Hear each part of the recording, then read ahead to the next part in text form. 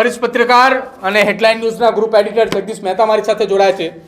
જગદીશભાઈ, જે મુહિમની શરૂઆત કરી હતી કે દીકરીને ન્યાય મળે, આજે દીકરી તો જેલની બહાર આવી છે, પરંતુ હવે દીકરીના ઉપર જે દીકરીની જે વેદના હતી તેનું શું?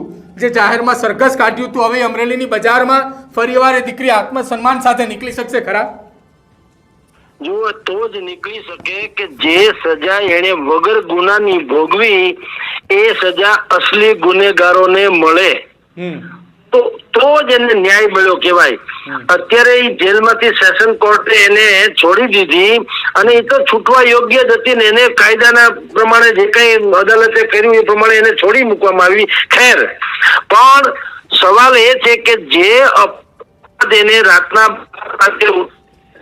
સુપ્રીમ કોર્ટના આદેશ છતાં પણ એનું ઉલ્લંઘન કરીને ભારતીય જનતા પાર્ટીના નેતાને રાજી રાખવા હાટુ થઈને જે પોલીસ તંત્રએ આ બધી કાર્યવાહી કરી, એ પોલીસે સુપ્રીમ કોર્ટના આદેશની અવહેલના કરવા ઉપરાંત ધરપકડ કરવા માટે ત્યાંના સ્થાનિક મેજિસ્ટ્રેટ જે કઈ લગત હોય એની મંજૂરી લીધી હતી કે કેમ લીધી હતી, તો કયા સેન્સમાં મેજિસ્ટ્રેટે એ મંજૂરી આપી હોય, કારણ કે આ કોઈ આતંકવાદી કૃત્ય કે એવું તો કઈ હતું નહીં, દેશદ્રોહ હતો નહીં, દેશ માટે ખતરો નહોતો।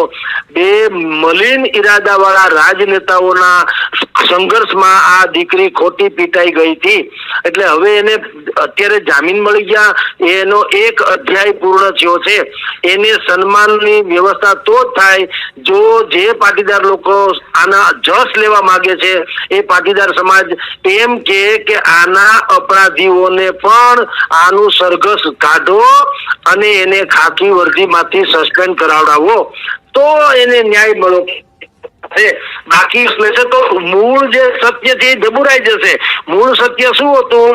કૌશિકભાઈ વેકરિયા 40 લાખ રૂપિયાની ખંડણી ઉઘરાવે છે અથવા તો કટકી કરે છે। હવે ઈ મુદ્દો પાછો તમે જુઓ હાવ સાઈડમાં હોય ગયો, જાણે ઈ કોઈ પાયલબેન ગોટીને પકડવું ને હવે એને સેશન કોર્ટનું છોડી દે, એ તો એને એ તો એનું સાઈડમાં થયેલું પાપ હતું તંત્રથી માંડીને ભારતીય જનતા પાર્ટીનું। એ પાપનું પ્રાયશ્ચિત હજી એને બાકી છે। પાપની સજા બેન ભોગવી લીધી, એનું પ્રાયશ્ચિત જે છે એ ભારતીય જનતા પાર્ટીના કહેવાતા આકાઓ અને જે ડિપાર્ટમેન્ટના લોકો છે એને એ હજી ભોગવવાનું બાકી છે। એ ભોગવા વગર જો ખોડલધામથી માંડીને પાટીદારના કોઈ પણ આને ઇતિસ્ગમ માની લેશે, એટલે કે આ ચેપ્ટર પૂરું થયું એમ માની લેશે, તો સમજવું કે કુરડીમાં ગોળ ભંગાઈ ગયો છે, દીકરીને ન્યાય અડધો જ મળ્યો છે, એના અપમાનનો બદલો હજી બાકી છે। જગદીશભાઈ, દિલીપ સંઘાણી દ્વારા આજે અમરેલી જિલ્લાની સેન્ટ્રલ જેલ ખાતે મુલાકાત કરી હતી અને ત્યારબાદ એ જાહેરાત પણ કરી હતી કે દીકરી આત્મસન્માન સાથે જીવી શકે, પોતાના પગ પર ઊભી રહી શકે, આત્મનિર્ભર બને તે માટે મધ્યસ્થ બેંકની અંદર અમરેલીની તેને કાયમી નોકરી માટેની ઓફર પણ કરવામાં આવી છે અત્યારથી। તરીકે કરે એમાંય ના નથી, પણ એની ચૂકીદી બીજી બાજુ કેમ નથી? તમે એને પૂછો, દિલીપભાઈ સંઘાણીને કોઈએ પૂછવું જોઈએ કે જે મનોજભાઈ વઘાસિયાએ પત્રમાં લખ્યું છે કે કૌશિક વેકરિયા 40 લાખ રૂપિયા કટકટાવે છે, એ વાત સાચી કે ખોટી? ને સાચી હોય તો તમે શું નિર્ણય કરશો, ખોટી હોય તો શું નિર્ણય કરશો? અંતે તો છે ભાજપનું। ખોટી હોય તો આક્ષેપ કરનારાની સામે તમે શું કરશો? સાચી હોય તો જેની સામે આક્ષેપ થયા છે એ દાગી વ્યક્તિત્વ વિશે તમે શું કહેશો? પહેલી વાત તો ઈ।